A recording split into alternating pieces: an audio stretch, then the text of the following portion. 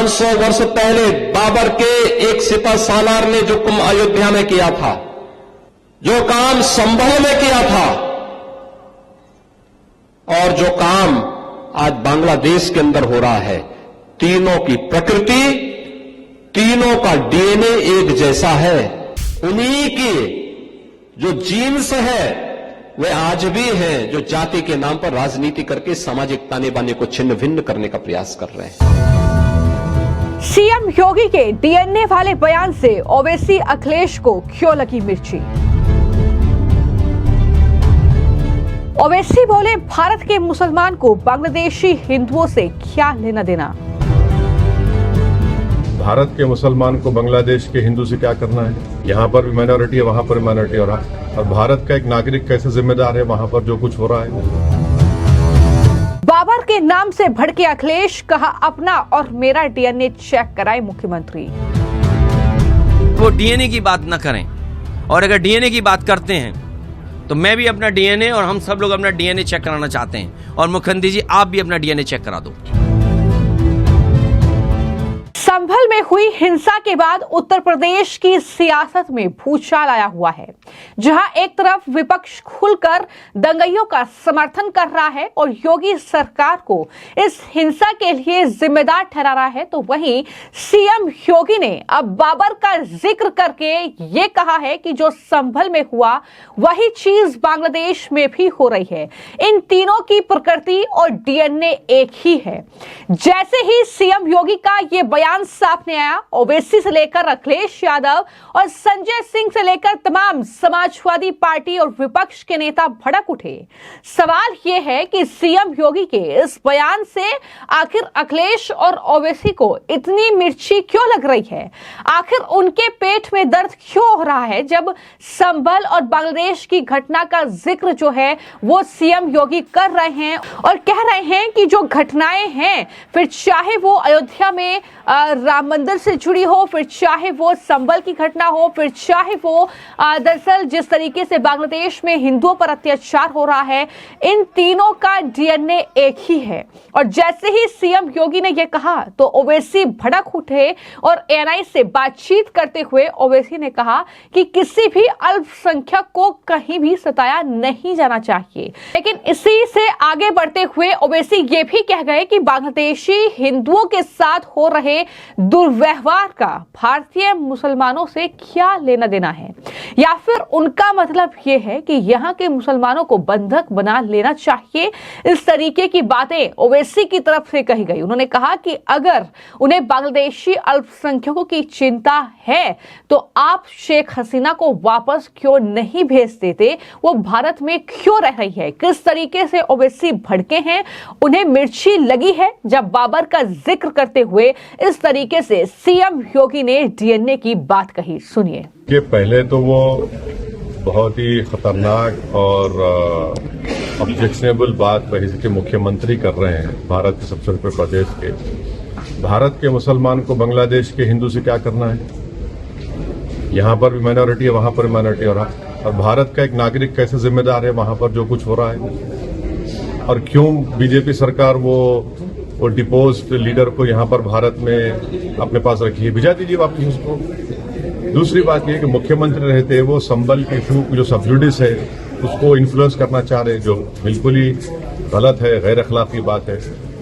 तीसरी बात यह कि संबल का इशू जो है वो तो 1779 में खत्म हो 1800 में खत्म हो चुका है। लॉ का एक रेस जुडिकिटा है, रेस जुडी का मतलब जो इशू डिसाइड हो चुका है उसको आप दोबारा नहीं कर सकते। और चौथी बात ये बाबरी मस्जिद के बारे में वो झूठ बोल रहे हैं। सुप्रीम कोर्ट ने कहा कि वहां पर मंदिर को नहीं तोड़ा गया था। अब डीएनए किसका कराएंगे? आप तो प्रकाश के हैं और आप डीएनए की आप बात कर रहे हैं। तो आपने एआईएमआईएम के चीफ असदुद्दीन ओवैसी को सुना। उन्होंने सुप्रीम कोर्ट का जिक्र भी यहां पर किया और कहा कि सुप्रीम कोर्ट ने खुद माना कि इस बात का कोई सबूत नहीं है कि बाबरी मस्जिद किसी मंदिर को तोड़कर बनाई गई थी। संभल जामा मस्जिद का मामला भी 1877 से 79 में ही हल हो गया था और कोर्ट ने साफ तौर पर कहा था कि संभल की जामा मस्जिद एक मस्जिद है, वहां कोई मंदिर नहीं है, ना ही वहां हिंदू पूजा होती है।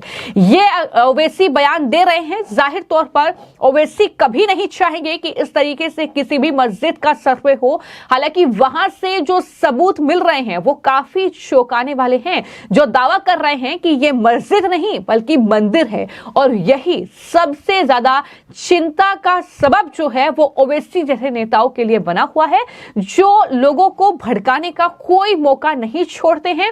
और एक बार फिर से उन्होंने यही चीज की है। लेकिन सिर्फ ओवैसी ही नहीं बल्कि अखिलेश यादव भी अपने वोट बैंक को बरकरार रखने के लिए किस तरीके से खुलकर दंगइयों का समर्थन तो कर ही रहे हैं। लेकिन जब सीएम योगी ने बाबर का जिक्र करते हुए संभल और बांग्लादेश की घटना के बारे में बात की तो अखिलेश यादव को भी मिर्ची लगी। अखिलेश यादव भी भड़क गए। उन्होंने कहा कि सीएम योगी डीएनए की बात करते हैं तो मैं चैलेंज करता हूं कि मुख्यमंत्री अपना और मेरा डीएनए चेक कराएं। सुनिए अखिलेश यादव ने क्या कुछ कहा। मुझे नहीं पता कि मुख्यमंत्री जी कितना साइंस जानते हैं, मुख्यमंत्री जी ने कितनी बायोलॉजी पढ़ी है, मैं नहीं जानता हूं। लेकिन मैं उनसे एक बार निवेदन करना चाहता हूं कि बार बार वो डीएनए की बात कर रहे हैं, डीएनए की बात न किया करें। मैं आपके माध्यम से और बड़ी जिम्मेदारी से कह रहा हूं मैं कि वो डीएनए की बात न करें। और अगर डीएनए की बात करते हैं तो मैं भी अपना डीएनए और हम सब लोग अपना डीएनए चेक कराना चाहते हैं। और मुख्यमंत्री जी आप भी अपना डीएनए चेक करा दो। मैं भी चेक कराना चाहता हूं अपना डीएनए और मुख्यमंत्री जी आप भी अपना डीएनए चेक करा दो। इसलिए मेरा निवेदन है कि डीएनए की बात मुख्यमंत्री जी को शोभा नहीं देती है। एक संत होकर के, योगी होकर के और भगवा पहनने के बाद उन्हें इस तरह की भाषा और इस तरह डीएनए की बात नहीं करनी चाहिए। अखिलेश यादव जो है वो सीएम योगी की काबिलियत पर सवाल खड़ा कर रहे हैं और कह रहे हैं कि कितनी साइंस पढ़ी है मुख्यमंत्री ने, मुझे नहीं पता। लेकिन अगर वो बार बार डीएनए चेक करने की बात करते हैं तो उन्हें अपना और मेरा दोनों का डीएनए चेक कराना चाहिए। अगर ऐसा नहीं कर पाते हैं तो उन्हें डीएनए चेक कराने की बात बंद कर देनी चाहिए। यह अखिलेश यादव का बयान है।